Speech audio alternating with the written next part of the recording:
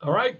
Good morning, everybody. Good afternoon, good evening, depending on when you're watching this. If you're seeing this video, this is now part one of chapter two, which is, forgive me, called The Internet, Digital Media, and Media Convergence. So there's a lot of different things we're going to be covering in this particular lecture. This is going to be split up into two parts. The first of which will be kind of talking about a little bit of history of the internet. I'm also going to be talking about a lot to do with basically YouTube and social media. And then in part two, we'll be picking up a little bit more of the kind of the history of media convergence and telecommunication companies. So I know, very exciting stuff, but I think you actually will enjoy this. I've got some links on the PowerPoint that you can certainly click on. And I'm actually going to be playing them as part of this lecture as well. So if, for example, your computer is having trouble playing this video and you want to see more of it, there'll be there'll be actual links for you provided in the PowerPoint. So let's get started with chapter two. Let me fire up the PowerPoint here real quick, as always. Again, this PowerPoint is available to you on your Canvas module. And so you can follow along or at least review it after I'm done talking about it. But chapter two is a pretty extensive chapter. And so that's one of the reasons why I'm actually going to give you basically 2 full weeks to go through what we need to go through. There's another video that explains what is all part of chapter two, but certainly chapter two covers a lot of territory. So as we get started, whoops, I'm a little ahead of myself. Forgive me. Let's start right here. Changing technology. I always find this kind of fun because, I'm in my mid 50s. I know I might as well be put out to pasture, right? But I'm in my mid 50s. And of course, I was born in 1966. And so in that span of time, I have obviously seen technology change a great deal. Now, why on earth do I have this nasty television on your screen? That's because, believe it or not, this was, as far as I can remember, back when I was in single digits, this was like the first TV I can remember my family owning. And you can see, it has a dial. It had no remote control. It was a tube-based television. Don't ask me to go engineering with you here and explain what tube-based is, but let's just say that it was not high definition. It was not HD. It was not digital. Nothing of the sort. I believe that my television had about 10 channels. I didn't get cable, by the way, until I was literally in high school. And so when we get to television, we'll talk more about, cable television's background. But anyway, that's my first television, or at least, maybe something that looked like that. Certainly this is what I can remember. As for my first phone, obviously, I had a rotary phone. Do I have a picture of that? I do. I think it's actually got out of order. So there's my first phone. Let me move that up, actually. There's my first telephone right there. It was a rotary phone. And basically, you picked it up and you actually had to dial the phone, kind of manually. And it wasn't a cell phone. You couldn't say, "Hey, Siri, can you call so-and-so?" You couldn't hit like a speed dial. None of that existed on that first phone, but that was the first phone that I can remember. Of course, we did get to cell phone technology. That did happen in my lifetime. I'm not that old. And I remember actually seeing my first cell phone. It was actually a car phone. My dad owned one back in the 1980s. Thought that was super cool, but it was like a brick, right? This was really the first phone that I was able to purchase and use. This was back in the late 90s, early 2000s. It's Nokia flip phone. And of course, now it's just a relic, but it predated, the good old iPhone here that I have to my right. So that was my phone right there. Let's see, what else can I tell you? Here's a computer. This is my first computer, at least a picture of something that was very similar. This was actually at the tail end of my junior high school. I actually got a computer. This would have been the late 70s, early 80s. And this is a Commodore 64. It had a cassette for any kind of programs that I wanted to run, a floppy disk. I couldn't even show you one right now because I don't own them anymore.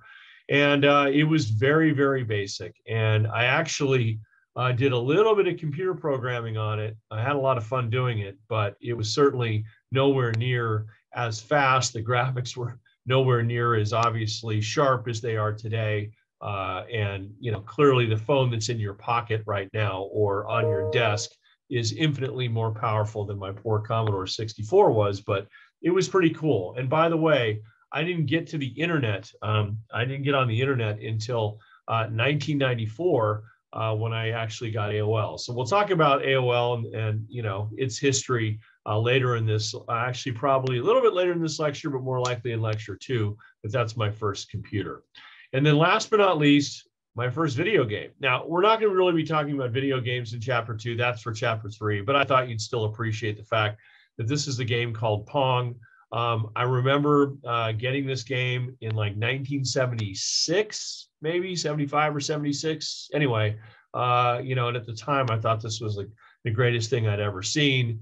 Of course, in today's terms, you look at that and you have to laugh, right? So anyway, that was my changing technology in my lifetime, or at least the, technology in its infancy for me. Of course, maybe you'll someday look back and see what was your first piece of technology and how is it compared to today.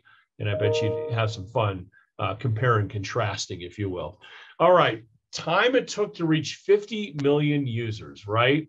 By the way, I did want to say social media for those of you, because we all are on social media. The earliest form of social media, by the way, was the telephone. Didn't know if you knew that, but that is true. Social media was the first phone. Okay, anyway, time it took to reach 50 million users, right? Radio took 38 years. Television, from the time radio was invented until 50 million people actually took advantage of radio, that was 38 years. Television is 13 years. And so when we talk about television history, I'll tell you how fast television kind of comes to the forefront. Television really, by the way, just if you, for future reference, is really something that comes along after World War II. And it literally took less than a decade and a half for literally the entire, to go from like teeny tiny like reach to the entire country. Internet, when obviously it was invented, and that will be part of our lecture in chapter 2. Literally from the time it was pretty much envisioned as something that you and I could use, to reach 50 million users took just 4 years, and Facebook 3.5 years, right? So anyway, I thought you'd enjoy those numbers. Anyway, what's going on today, right? With these changes, okay, mass media has moved from emergence to convergence, right? And the internet as a mass medium has allowed an array of media to converge in one space and be easily shared, leading us to a digital turn. The shift will continue to shape our media consumption for years to come. So again, mass media has moved from emergence to convergence. The internet has opened the door for an array of media to converge in one space. We know that. Simply put, think about it from your phone standpoint. By the time you're watching this just today, maybe you've watched, something, maybe you've listened to something on Spotify, maybe you've watched something on YouTube, maybe, I don't know, you've caught something live, maybe you've listened to a podcast. Think of all the different things that you've done on your phone. And all in the span of just a few, either an hour or a few short minutes. I know I have. But what it has left us, though, is we are more fragmented, right? Because there's so many more choices that, we can do now with digital technology and with our phones and our computers and Netflix at home on our screens, right? That we're more fragmented. At one point, I'll just give you a specific example. Back in the early 1970s, when I watched television, over 90% of the audience was watching what was called network television, right? They're watching ABC, NBC, CBS, right? Now we're watching it from everywhere, right? We're getting it from all sorts of different angles. And so, there's no one large audience for a specific item, right? So we are fragmented. We are more connected, though, too. Certainly, whether we're texting, we're using social media, clearly smartphones have, been able to, really kind of shrink the world down to a really small kind of like marble, whereas, it used to be, think about how history was taught and how long things, how long information took to get from one side of the earth to the other just maybe 50 years ago or even 70 years ago. And think about it now, it's instantaneous, right? But what's interesting is it's left us more isolated at times, right? So we spend so much time buried in our phones, and buried in our mobile devices, buried on our computers, playing our video games or whatever it is, whatever digital media that we're consuming, and that doesn't include obviously television, movies, whatever, that, we don't sometimes know how to interact with each other because we're not used to like looking up. Right. And so I know as an instructor, one of the interesting things for me particularly over the last 4 to 6 months, I wouldn't even say emerged from this pandemic because I think Omicron has drawn us right back in. But I would say that obviously when we were returning to campus last fall, and I was actually seeing students on campus for the first time, and they were actually literally coming out of their houses and basements or whatever of doing remote learning. I think there was definitely an adjustment because we were so used to doing certain things on Zoom, right, versus being in person. And even now, you guys are doing this 100% online. So you're watching me on a video, but you haven't seen me, I guess, in person unless you happen to met me before this class.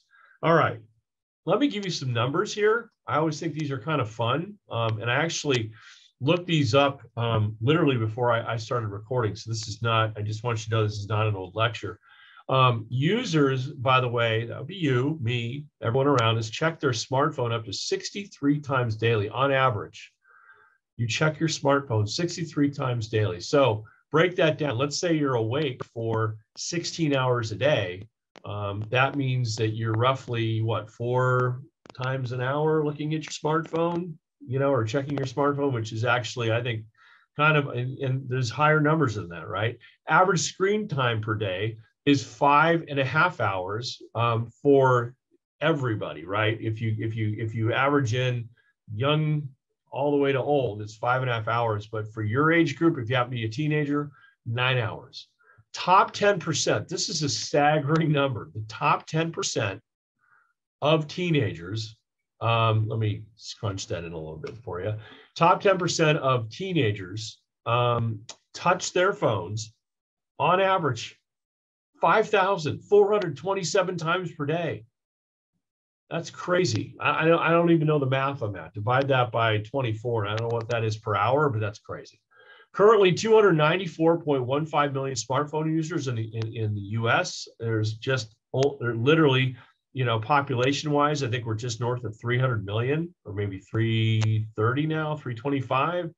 So that means that basically, other than babies, everyone probably has a smartphone, or anyone over the age of 6. I don't know. I'm just guessing, but yeah, that's how many smartphones there are. I wish I had invented one.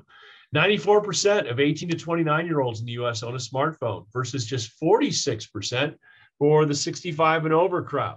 Okay, that would make sense, right? I think I am not in the 65 and over crowd, right? That's my parents. I can tell you both my mom and my stepfather are no longer with me. Only one, I would say one owned a smartphone. The other one did not. So he owned a flip phone. 13% of millennials spend over 12 hours a day on phones. 13% of millennials. Baby boomers spend 5 hours a day on the phone. Baby boomer would be the generation just above mine. So that would be, for the ones that of the 46%, I would say that own a smartphone, they're on 5 hours a day, which is very interesting. And the average American spends about 10 hours, 39 minutes of on-screen time every day. So that means that almost 11 hours of our day is spent either on a phone, on the internet/computer, a television, or some kind of like streaming media that's on the TV. Think about that. That's a staggering amount of time. So thought you'd enjoy that little look. Real quick snapshot. U.S. children/teens who have spent more than 4 hours daily using electronic devices before versus during the COVID pandemic. This was in June of 2020. This was a snapshot. Look at it. I mean, significant. The red versus black. Red would be before. The black would be post-COVID, or at least during COVID. And you can see in any age group, from anything from 17 and under or 18 and under, basically significant more time was spent on phones during COVID than not. So I think that should not surprise you. It certainly doesn't surprise me. So what kind of smartphone apps do we use on a regular basis? Well, internet browsing is at the number one, social media a close second. And then if you look at this, we have email, messenger apps, games, music services, calendar, shopping apps, camera/photo. All of these numbers are almost at 50%, maybe just a little bit below.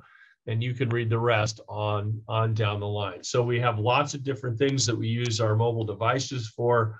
You know, you maybe ask yourself, what do you use the most?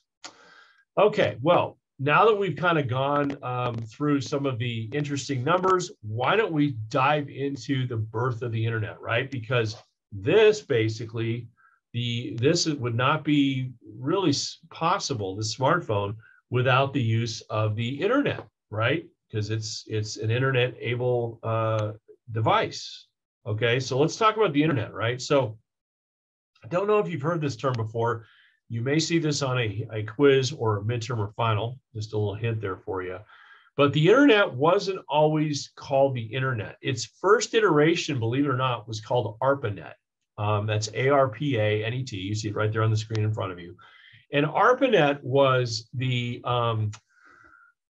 actually developed, believe it or not, as a military application. It was created by the Defense Department to enable researchers to share computer processing time, but it was more than that. So here's, you know, the ARPANET basically started on the West Coast.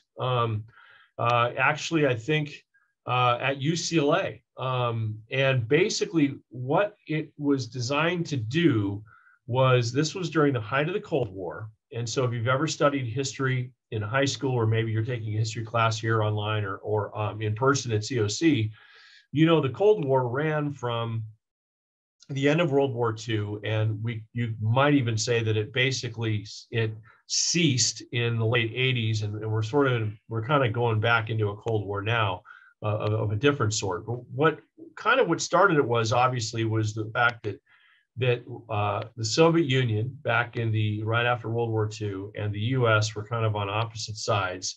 Both became nuclear powers. We're the only ones that, you know, used an atomic device, right, on Japan in World War II. But there was this buildup, this tremendous buildup of nuclear weapons between 1945 and certainly you know, in the decades following. And so there was this real concern that if we ever got into a nuclear conflict, that we would be, if for example, the Soviet Union aimed all its missiles at Washington, D.C., and we had all of our information in just one particular area, that it would kind of wipe us out. Not only would it wipe us out from a human life standpoint, but it would literally wipe out everything that all of our records and everything that made kind of, you know, the U.S.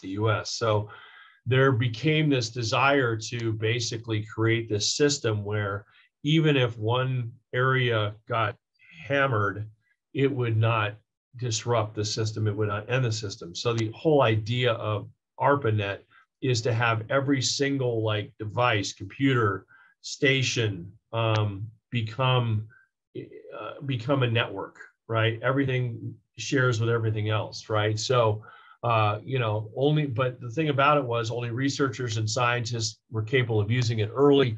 It was a wired system in which users from multiple locations could log in any time of the day, 24/7. It was decentralized, like I said. So each computer hub had similar status and power. There was no master switch to shut it down. There was no capital, right? It wasn't like you could go to Atlanta, Georgia, or Denver, Colorado, or New York City, and somehow if you bombed one of those cities or you pulled a plug in Atlanta, that somehow it would bring down ARPANET and then later the internet, right? That's not, it was designed to avoid that. It basically military personnel and also researchers during this time actually created email. Believe it or not, it was invented in 1971. And they did it with the @ symbol, right? Which was created from the start. It's still used today. So, for example, davebrill7@gmail.com. That's my email address. I'm sure you have one too, right? That actually started back in 1971. It led to later developments with universities, government research labs, software corporations to exchange email and post information. So it really very soon became basically it laid the foundation, I should say, for most of what we do today. So anyway, there's a look at a centralized network versus a decentralized network. And you can see just by this fancy, not really, this fancy little graphic here that if, you were to hit something here, it would disrupt all the information here. But if you hit this, you hit this, you hit this, it's very hard to disrupt the flow of information. All right. Well, of course, one of the things we talked about in chapter 1 was the invention, right? The fact that you invent something and now you got to figure out how to make money off of it. This is called the entrepreneurial stage, right? And for the internet, or for ARPANET transitioning to the internet, that happened in the early 1970s to late 1980s. Of course, microprocessors introduced in 1971, which were miniature circuits that process and store signals. That really helped basically sort of usher in this era of home computing, right? So using microprocessors, manufacturers were able to introduce the first PCs, which were smaller and cheaper. Now, just to give you a little idea of what a difference that made. So think about how small, your phone is, or if you even look at a computer in the 1970s, they were fairly small. Compare that to a computer prior to microprocessors coming along. As late as like the 1950s and 60s, there was a computer called the Harvard Mark II that basically was 50 feet long, weighed 5 tons. It literally covered a building, right? A multiplication equation took 6 seconds, division over 15 seconds, and a logarithm over a minute, right? And of course now, much, much faster. Thank goodness, right? Can you imagine staring at your phone for that long? Well, maybe you are, but at least it's for a text message, right? So anyway, microprocessors signaled the net's marketability. It allowed for the first personal computers. And of course, the National Science Foundation later developed a high-speed communications network. And of course, fiber optic cable, another big invention along with microprocessors, was it became the standard for transmitting became the standard for transmitting communication data, obviously, rapidly.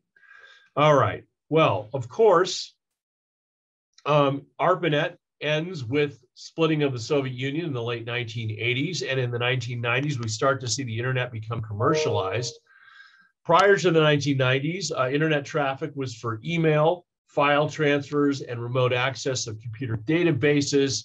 Well, there were bright minds that saw it going further than that. And so in the late 1980s, Tim Berners-Lee, working in a particle physics lab in Switzerland, developed the World Wide Web, and with it a code to make it viable. So that's why we have the www in front of everything, right? And also created HTML, which is hypertext markup language, which allows computers to communicate with each other all over the world, right? Not just here, but everywhere, right? So what it did was, it allowed computers to talk to one another, to one another wherever they were located. So clearly, HTML and www, the World Wide Web, modern internet, not possible, modern web, not possible without these two inventions. Next, in 1993, programmers in Illinois released Mosaic, the first window-based browser to load text and graphics together in a magazine-like layout with nice fonts, back and forward bookmark buttons, etc. So think about it from a web browsing standpoint, right? You have to have something that's user-friendly, like you and me need something user-friendly. So, if you go to a Google or or go to Explorer, which is no longer around, but how about Google Chrome, Firefox, right? Those kinds of things. You have like a menu bar at the top. You can type in, a search term or a particular website, and it takes you right there. You're not having to figure out complicated, some kind of complicated IP address, which, is a completely different experience for someone who, is not as well versed in computing, right? So web browsers, Mosaic and Netscape were the first. Internet Explorer was right there. Of course, none of these exist anymore, but certainly Google Chrome and Firefox. Safari, obviously, still very much alive. And so I don't know which one you use on your computer, but I think I've got all three here somewhere. All right. Now let's talk about internet service providers, ISP, right? How did you link, or how did we link to the internet? Okay. So in the very beginning, it was actually what are called dial-up modems, right? So this is something you are probably too young to remember, but I'm certainly old enough to remember that when I got my first computer in 1994, I would literally plug a phone cable in, right? An Ethernet cable from the computer to the wall, and you would go on a series of phone numbers you click on the AOL icon on your little computer, and you'd find a local phone number, and you click on that, and then you'd actually connect to the internet, and you could actually hear the thing dial and then chirp, and it was really, really old school. But that was a big deal back in 1994. It wasn't particularly fast. Sometimes you had to go through like 6 or 7 phone numbers before you get connected. But, it was at least capable of bringing in, some really basic, like computer stuff. I mean, information that you could use, right? And, for the most part, AOL, introduced modems in 1985. The company grew very fast. It was, significantly into email by 1993, and by 2000 it was worth $125 billion. And of course now, not as it's not the big dog anymore, but we'll talk about that a little bit later. But what then becomes dial-up then becomes broadband, right? Which transmits data over fiber optics. Users moved away from dial-up to high-speed cable, telephone, or satellite companies, and of course, your major internet service providers these days: Verizon, Time Warner Cable, Charter, Cox. You can't obviously do, you can't use the internet without having to go through some kind of telecommunications company, right? We all know that. Okay. Obviously, as the internet takes hold, right? People embrace digital communication, which is digital communication is the idea an image or text or sound is converted into electronic symbols, which are transported and reassembled as a precise reproduction of an image, text, or sound. Used in combos, these digital codes can duplicate, store, playback most complex kinds of media content. So it's not just text, it's images, it's video, it's, all of the above, right? It includes email and instant messaging. And like I said, you are so lucky, to have, or we are so lucky, I should say, to have computers as fast as they are today and with as much access as we have. So it all gets started, I would say, or at least the last thing I would like to say is search engines, right? The use of somebody creating an item in which you can put search terms in and easily find what you're looking for. And of course, the first one being Yahoo. Look how basic this was, by the way. 1995, you're looking at right there. And what it's missing is, this is what I call Web 1.0, right? There's no video here. There's no interactive stuff. There's no, there's a little bit of basic coloring and graphics, but look at Yahoo today versus Yahoo now. Yahoo this versus Yahoo today, and it's a completely different experience. But Yahoo was the first, right? And it was an automated route to finding content on the internet. It was built on mathematic algorithms rather than manually entered data. And then, of course, later Google becomes the major success largely due to its new algorithm based on a page's popularity. So, we'll talk a little bit more about Google as we keep going here, but certainly, Yahoo was first, and then Google really kind of said, hold my beer, we're going next, right? Well, the web also goes social, right? So, we have moved from what I would say probably Web 1.0 is probably best known for was a read-only culture. And now, of course, we're in a read-write culture, right? Which means that we're not just reading like information on a screen, we're actually creating information on a screen. We're contributing, we're exchanging information, right? That's a read-write culture. Social media encourages users to create content and interact with other people. And of course, in a minute here, we'll talk a little bit more about, you know, the beginnings of social media. That really doesn't happen until, you know, after, you know, the turn of the century. And, you know, I always have conversations with friends of mine who, you know, because I was an on-air sportscaster back in my other life, and I got to do it before social media came along. And then I have friends today that do it, and we talk about, you know, the difference between imagine life before social media and imagine life afterwards. Anyway, I'm on a tangent. But what it does do is it challenges the old model of traditional mass media with the many to many model. All right. So there are types of social media. Okay. We have blogs. Okay.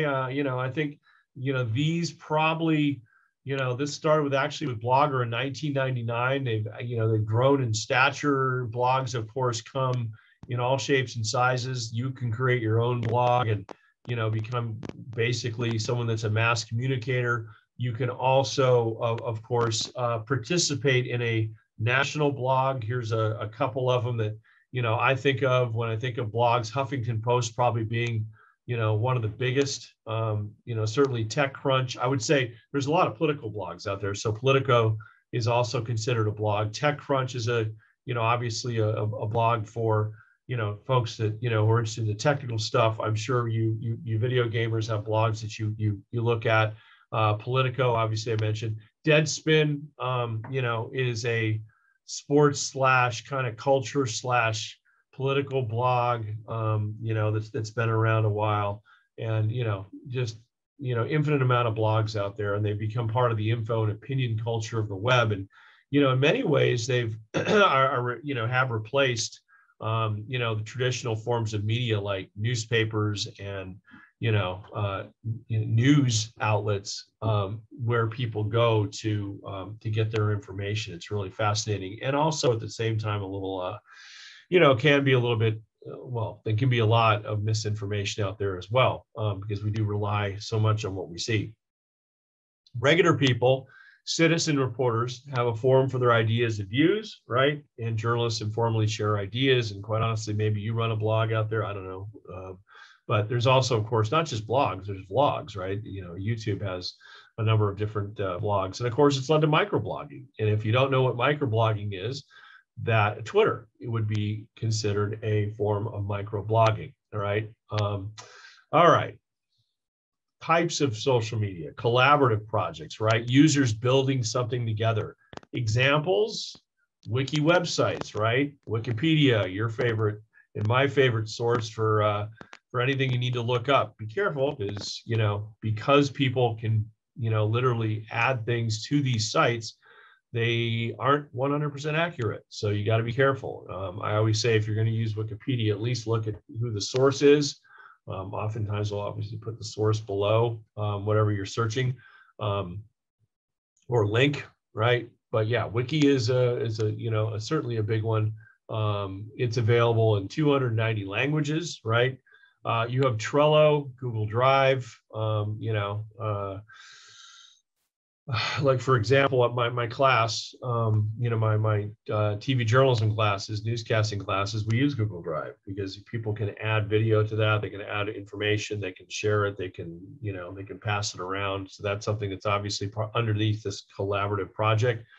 And then, of course, Kickstarter and change.org, this whole thing about, you know, raising money and starting petitions, and, you know, how, you know, 20 years ago, if you wanted to, you know, save a forest, you know, nearby, or save some kind of, you know, precious landmark that you think was worth saving, you know, you would be essentially having to go out on a street corner, stand in a supermarket, and try to get people enlightened to what's going on. Whereas now you can create, you know, an online petition and circulate it through social media, circulate it through the web, and create momentum to, either preserve or get rid of something that you think is wrong, or change.org, or Kickstarter being also raising money, right? Raising money, fundraising for certain things. You have a friend who, is struggling from cancer and needs some money for cancer research or cancer treatment or whatever.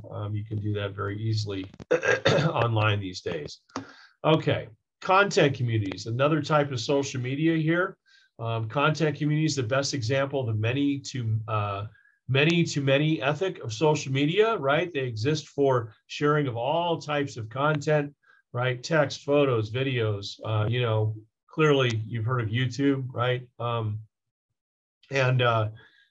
It's not just YouTube, but YouTube is certainly the biggest example. And it's interesting because I actually have some mind-blowing statistics from YouTube, facts and figures right here. First of all, the first YouTube video, if you want to know, was uploaded on April 23rd, 2005. So it's only 16 years old. YouTube's about to turn 17 here in April. So it's not like it's been around for 100 years, right? Total number of people who use YouTube is 1.3 billion. 5 billion videos are viewed a day on the site, which just blows my mind. YouTube gets over 30 million visitors per day. Let's see, it says in an average month, 8 out of 10 18 to 49-year-olds watch YouTube. And the total number of hours watched on a video watched on YouTube each month, 3.25 billion. There's so many stats here, it's staggering. So anyway, I've got a bunch here, that relate to YouTube. But anyway, I think we're all, pretty much addicted to YouTube. By the way, a couple of things here. I thought I had, let's see. I thought I had oh yeah, I have it written over here, sorry. Most popular YouTubers, because I know you guys are into YouTubers, right? PewDiePie, 110 million. Kids Diana Show, 81.4. And the most viewed video on YouTube to date, Baby Shark. I don't know if I've ever seen it, but Baby Shark, 10 million views. That's a video apparently was created in South Korea and just continues to rage like a viral video should. All right, cool. How about social networking sites, right? So we talk about obviously content communities being YouTube, but we also have social networking sites. And these are the ones that you really, these are household names, right? And all have been created within the last, 10 to 15, give or take, 15 years, just over 15 years, right? Facebook. I mean, I don't think any of you can remember a time, if you're, under 25, where you probably don't remember Facebook, Twitter, Instagram, Snapchat, or TikTok being along. Well, maybe TikTok is more recent, but these are your biggest social networking sites, right? Basically, this is where users create content, they share ideas, they interact with friends and colleagues, and, obviously for positive interactions and negative interactions, that's something that definitely is part of the social media landscape these days, and something that will actually relate to your to an assignment that you in a discussion forum I'm going to have you do. But I'll explain that in a different video. But anyway, Facebook is the most popular site on the web. 2.74 billion active users as of 2021. Although interestingly enough, this will not come as a surprise to you that your generation generally doesn't use Facebook. You guys aren't on it. That's more my generation. And I, of course, don't have any way of seeing you to see a show of hands, but my guess is, looking at those 5 different types of social media on the screen, that my guess is that you probably would be Instagram first, maybe Twitter second, TikTok third, right? I don't know how many of you are still are snapping with each other, but certainly these are all platforms that you are infinitely, familiar with, right? All right. How about other types of social media? Well, how about virtual games, virtual game worlds, and virtual social worlds, right? Player unknowns battlegrounds, right? 1.07 billion users. If you haven't heard of this, don't sweat it. Or if you have, you're not sure exactly what it means. Well, it's not Minecraft. I forgot to change the screenshot here, so forgive me. But PUBG is a type of virtual game world that's extremely popular in China. Therefore, it is the most popular. The second one, or at least in the top three, is Candy Crush. And I know you've heard of that. And Candy Crush, in fact, is probably one of the primary reasons that Microsoft just bought out Activision, because Activision owns and created Candy Crush. So yeah, so it's a big deal. So we're going to do a lot more with video gaming in chapter 3, but I thought, it's still part of the social media atmosphere. All right, well, when you think of social media, you think of an acronym that you probably are familiar with because it's been around a few years. It's called a fear of missing out, right? Social media has become so prominent in our culture that many people experience what's called FOMO, right?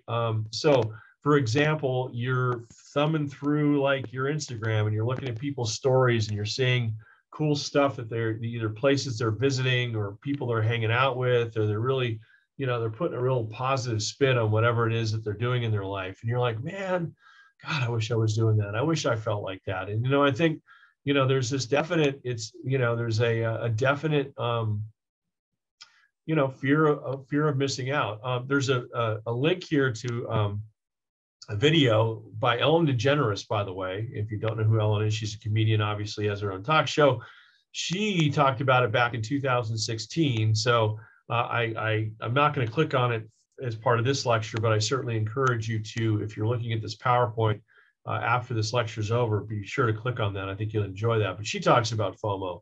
But yeah, FOMO is definitely something that I think is pervasive. And studies indicate that more time on social media may lead to decrease to more unhappiness, I guess was the better way of saying that. There's a lot of different reasons, but one of those reasons is that I think we kind of paint a picture of ourselves doing things in a lot more positive way on social media, when in effect, we're not really as happy as we come off as. So, and maybe that's something you can think about writing about as part of your discussion topic, because it will come up, right? Many social media platforms feed this, but it's not FOMO, okay? Right? People are tethered to social media, okay? That's for sure. Tracking friends, sacrificing time. I'm sorry, let me translate this sentence right here. FOMO has history. It's not just social media that it started at, by the way. Fear of missing out has been around long before social media was invented. Postcards and holiday letters, right? I remember I'd have friends, and back when I was a kid, or I'd have family members that would travel, and they would send me a postcard. Hey, look at me, look where I was. I'm in Paris, right? And you're, oh man, I want to go, right? So, it's just that social media, I think, makes it more instant and more persistent, right? People are tethered to social media, tracking friends and sacrificing time, which could be spending time with others. People buried in their phones. Why are they buried in their phones, right? Maybe they're buried in their phones constantly, like flipping through Instagram or their TikTok. I mean, I'll throw my own daughter under the bus on this one. A lot of times she's back in a room and she's just scanning through stuff and, not engaging, right? So, it's kind of a missed opportunity. So are you connecting? Is it a non-connection? Yeah, think about it, right? So here's an interesting thing before we move on. A University of Michigan study found that the use of Facebook makes college students feel worse about themselves. And the more students use Facebook, the more two components of well-being decline. How people feel moment to moment, how satisfied they are with their lives, regardless of how many Facebook friends they've had in their network. Or think about it from an Instagram standpoint, because Facebook owns Instagram, right? Psychologists acknowledge that the high use of mobile phones, texting, and social media is that people want to connect, but frequent contact in these forms isn't enough to produce the kinds of relationships that produce the most happiness. In theory, the internet and its social media platforms should bring people together, and sometimes does, but some suggest maintaining a close relationship may require a vacation away from social media. So ask yourself, if you could put your phone down for more than a couple of hours, a day, a week. I've had friends try to do it. It's a very interesting, experiment in this day and age. All right. Social media has changed the way we consume, relate to, even produce media, and the way we communicate with others, right? The fact is that I've watched my news industry change a great deal, going from essentially delivering a newscast at 5 o'clock and saving all the material at 5 o'clock, and now spreading it throughout the day and constantly updating social media, and entertainment companies wanting to get the buzz going on projects, right? They're going to release stuff. Like, I'm a huge Better Call Saul fan, right? And I on my Twitter feed, they keep sort of giving these little nuggets of, hey, we're working on the show, and almost wrapping, and can't you wait to see the show? I mean, this is just one of 1,000 examples where social media has certainly engage has you have companies that engage, media companies that engage with an audience, right? We share our thoughts and opinions, write or update an encyclopedia entry, start a petition or fundraise, right? With that, right? We post video, we create and explore virtual worlds. This is all part of social media, and quite honestly, part of democracy, right? Speaking of which, okay, wow, has social media made a huge difference when it comes to democracy? And I would say, in many ways, it's very positive, and in other ways, it's very negative. I will say positive wise, or at least from a standpoint of, it's really kind of, I think, opened up the world, right? So I don't know if you've heard of the Arab Spring, right? They're called the Arab Spring protests. This was back in 2010-11. It was a series of anti-government protests, uprising, and armed rebellions that spread across much of the Islamic world in the early 2010s. It began in response to oppressive regimes and a low standard of living, starting with protests in Tunisia. The protests then spread to 5 other countries: Libya, Egypt, Yemen, Syria, and Bahrain, where either the regime was toppled or major uprising and social violence occurred, including riots, civil wars, or insurgencies, right? And it happened organically because people started tweeting about it. They started throwing that stuff up on YouTube when they were protesting. People in other countries saw the same things. And the next thing you know, there is the Arab Spring. It became such a threat to those governments over there that in many countries, governments shut down certain sites or blocked internet service entirely, especially in the times preceding a major rally, because it was literally overthrowing governments, right? The governments also accused content creators of unrelated crimes or shutting down communication on specific sites or groups, such as Facebook. These are things that happen quite frequently. Occupy Wall Street, another big, one that happened around the same time. Around 2011, 2012, began as a movement in New York. Soon it took hold in other cities for economic inequality. It revolved around groups of people basically taking over downtown areas, setting up tents and like these tent cities, and basically disrupting financial districts of a lot of major cities. And eventually, police had to move in and sort of, wipe these things away from these cities. So that was Occupy Wall Street. And of course, a more recent example would be Black Lives Matter. Think about it from the standpoint of George Floyd in the summer of 2020, right? Not last summer, but the summer before that. Think about how that movement really kind of exploded because of all the video that was being posted, all the messaging that was being posted all over social media, right? So the fact is that that social media and democracy, or at least the democratic, the freedom for people to express themselves, kind of go hand in hand. And because of that, China, for example, very, very concerned about, the spread of democracy, very concerned about the spread of things that the communist government there deems, dangerous to its power. And so they actually have 30,000 employees that monitor or even block web pages, blogs, chat rooms, emails, and social media. So, China is a very oppressive state when it comes to how it handles social media. And in fact, I even saw a tweet today by Enes Kanter, an NBA player, current NBA player, who basically Yao Ming, another former NBA player, asked him to come visit China because Kanter has been an outspoken critic of China for all of its human rights abuses, and invited him to come visit China this summer.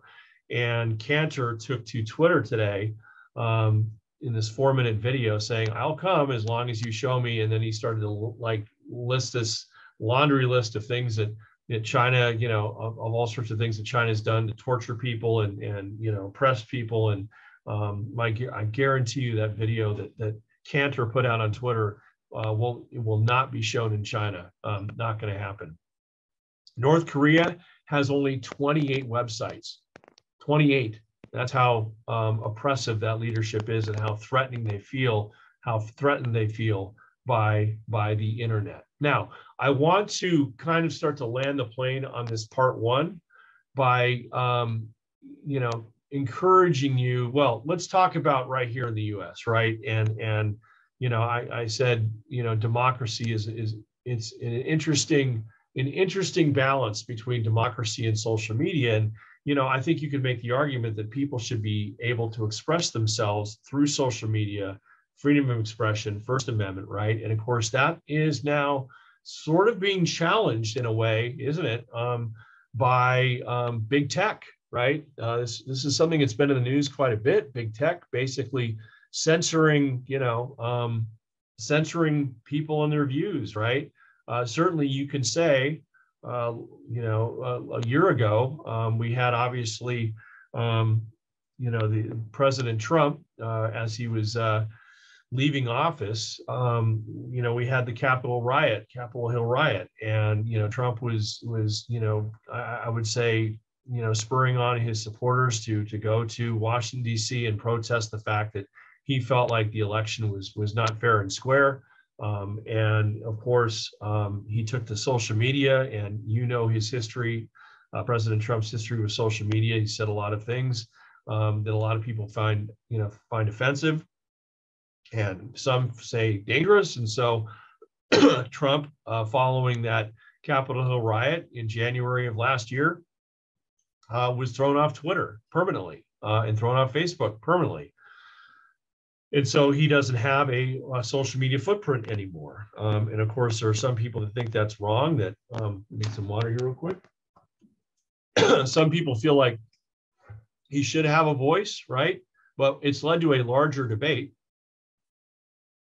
which is how much should social media be censoring people with different viewpoints? And I don't know where you stand on that, but I definitely think that there's been, in studying this issue, that there's been some kind of curious decisions or curious, shall we say, decisions by Facebook and Twitter to silence some voices, but not silence others. And I certainly think the most, I would say, prominent examples lately have been over COVID-19. So what I'd encourage you to do, I'm going to play this video by Joe Rogan here in a second on this actual lecture, but I would encourage you to look at this link here. This is actually a interview from a Canadian news network about a year ago, right before Trump left office, kind of talking about whether Facebook and Twitter had the right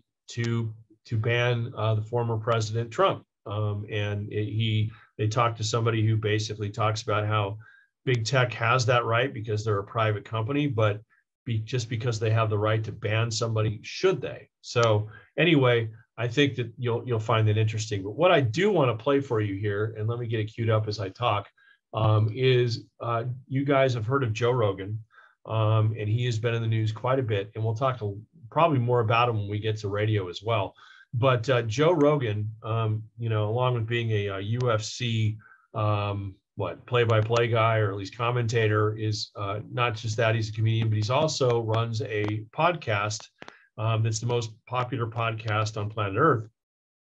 And he is often challenging why certain people who are actually weighing in on on the on COVID-19, on treatments on COVID-19, on whether we're you know, whether it's good that we're you know, sheltering in place, or we're you know, a year and a half ago, whether that was a good thing, or whether we should have masks on, masks off, all of this stuff. Anyway, he actively talks to people on both sides of the issue about it. And when it comes up, inevitably, there's debate about whether YouTube, because some of his stuff winds up on YouTube, whether YouTube should be taking that stuff down. And YouTube has taken a lot of his videos down because they feel like they're just quote unquote called disinformation. So I want to play this excerpt for you. And then I want to, you know, maybe just post a comment or two after that, and then we'll be done with part one. So let me share this with you real quick. And again, if this plays sort of crappy on your computer, hold on a second. If this plays somewhat crappy on your computer at home, you can certainly click on the link that I gave you, and it is basically about the first 7.5 minutes of this discussion. So here is Joe Rogan with a guest. Talking about social media censorship. The Joe Rogan Experience.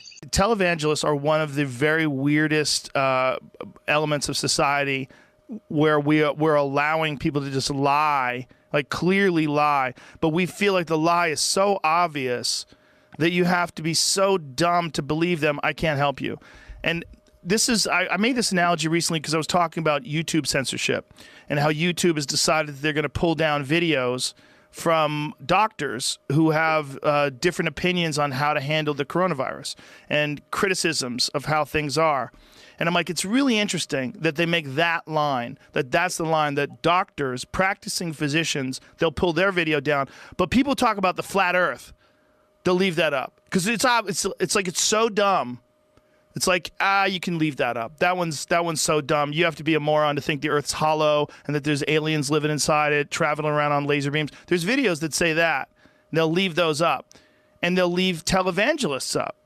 But then it gets to these doctors that are saying, we're looking at the statistics, this is the deaths in terms of age groups, and this is why it's not nearly as dangerous as we thought it was, and these quarantines are not the best way to handle it. We think there's better way. They'll take that video down, even if it's someone who's saying rational things. And I don't think that's smart. I don't think that's a healthy way to handle things. I don't think it's good for the debate. I think, in fact, it strengthens the resolve of the people on the other side that watch those videos, and some of those points resonate with those people. I think that's not the way to handle it. I don't think removing those videos is the way to handle it. I think the way to handle it is let other people with opposing points of view put their videos up and let people discuss and debate and see which one makes more sense to you. And usually the weight of the information overwhelms the bullshit. And at least with most people, I don't understand why it's okay to leave some obviously full of shit videos up, but take down things that are very, very controversial but debatable. Okay, so this now gets into that part of your episode with Bridget from over the weekend that I saw, where you basically accurately characterized the view that I had last time I was on with you about the regulation of social media. Yeah. So first, just to play devil's advocate just for a second on why do you leave up flat Earth but take down the coronavirus videos that YouTube or whoever disagrees with. One can make an argument that there is no real action someone would take because they believe the Earth is flat that would endanger others. I mean, I guess you might try to go to the edge and see if you fall off or something, right? Like, but there's no actionable thing for the most part that flat Earth belief That's could a good cause. point. That's a good point. Whereas if this disinformation about, so like I'll give you one, there was a video I saw about coronavirus where there was a doctor saying, you know, these quarantines are dangerous because if you're not exposed to bacteria, your immune system will be out of practice essentially, and it's going to shut down. It's not going to work as well. And then another doctor, a YouTube guy who has a YouTube channel, did a counterpoint where he said, he's talking about the hygienic theory, but he has it backwards. It is true that if you are never exposed to dirt and bacteria and whatever, it will impact your immune system. But it's actually the opposite is what happens. It's that because you're not regularly exposed to things, your immune system will overreact and it'll start attacking things that aren't really a threat. Okay, so what's the harm, I guess, right? Like there was a video where these doctors identified what they think is the problem with the quarantine, and then another doctor Can I pause you for a in second there? yeah. I think it's both things, though. I think it's actually been proven that, yeah, that does happen where your immune system overreacts to people that don't get exposed to enough. But I think it's also been proven that people that are around a lot of different people and constantly exposed to people have stronger immune systems because of that, that it does get practice and it does get strengthened by exposure. Oh, yeah. No, I think that's what the sort of fact check was saying, which is it's completely true that exposing kids, to the world out there is good, but that what is being asserted will happen from staying home for 2 months is both wrong, and it wouldn't happen in 2 months anyway. It, like the idea that it weakens the immune system. I was wondering about that, whether or not it was like a cardiovascular system, like that it only responds to the level of work that it needs to do. Like your cardiovascular system, if you take some time off, boy, it slacks off really quickly. It would be a real shame if that was the case with the immune system. I don't think it is, but I mean, I guess the point I was trying to make was, there are a lot of people who are understandably frustrated by what's going on, and they're looking for any excuse to just let it rip, so to speak, and go and do whatever. And so I think that to play devil's advocate, there is a different level of risk from allowing some of this disinformation to be propagated that doesn't exist with leaving flat Earth up. That's a very good point. Very good point. But that being said, last time we talked, we had this conversation about like, okay, if a platform gets to a certain size, does it not kind of enter some new space where you need someone to establish some guidelines or something like that? Can I pause you real quick? One of the problems with this argument, though, is that particularly like those doctors in Bakersfield, they weren't spreading disinformation. They were basically spreading the actual facts of fatalities and age groups, and they just had a different perspective. Different interpretation. Well, not even the different interpretation, because they're basically just going over the statistics, but they had a different viewpoint of how they should move forward. And they were also discussing things like furloughed doctors and nurses because hospitals are no longer doing elective surgeries. And then many hospitals are on the verge of bankruptcy, which apparently is true. Yeah. The problem is that's not disinformation. And so if you're saying that if giving people disinformation makes them make poor choices and they could be putting themselves at risk or putting loved ones at risk because of that, yes. Okay, I'm with you. Yeah, I agree. Yep. But this isn't disinformation.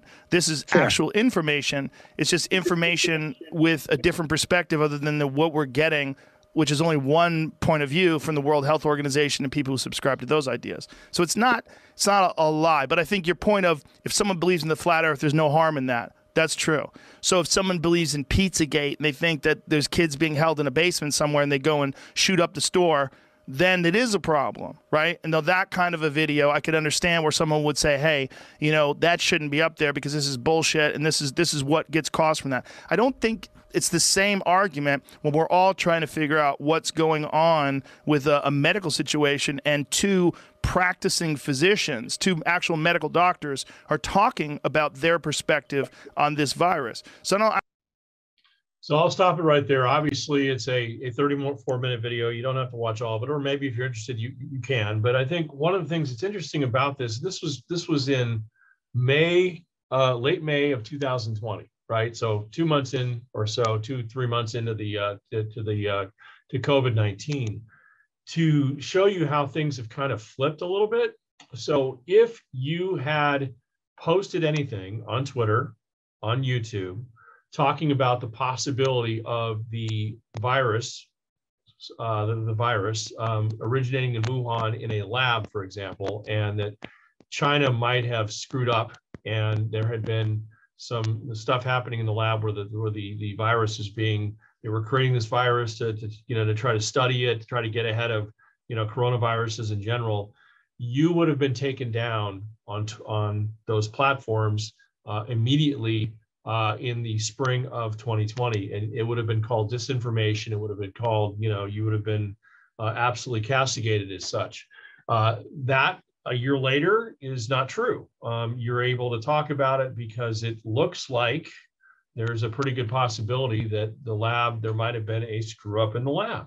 And so Another good example of that is Rand Paul, Republican senator from Kentucky, was on YouTube in late summer talking about the fact that cloth masks, he made the argument that cloth masks and these types of masks, right, didn't do any good in terms of stopping, transmission of COVID-19. Of course, he was ripped publicly by politicians. He was his anytime that thing showed up on YouTube, it was taken down. And wouldn't you know that the CDC just about a week ago just said the very same thing that Rand Paul said back in late summer. So those are just like two examples I can think of, and there are many others, and that's just with COVID-19. So the fact is that ask yourself do you feel comfortable with social media companies being the ultimate judge of what you can or can't say on their platform? And that's something that obviously is now a modern problem because of social media. Well, I'm going to stop it right there. That is the end of part one. Before you click away, just know that there's a really cool discussion assignment that centers around social media. I'll have that in another video that you can click on. You can also see it on your Canvas module. In week 2, there's a prompt, and I'll be going over that in another video. But that's it for part 1 and the first half of chapter 2. Be sure to click on part 2. And as always, if you have any questions or want further clarification of anything, you're always willing to reach out to me. You can always email me, shoot me a text message, whatever it is. But anyway, that's it for part 1 of chapter 2. See you soon.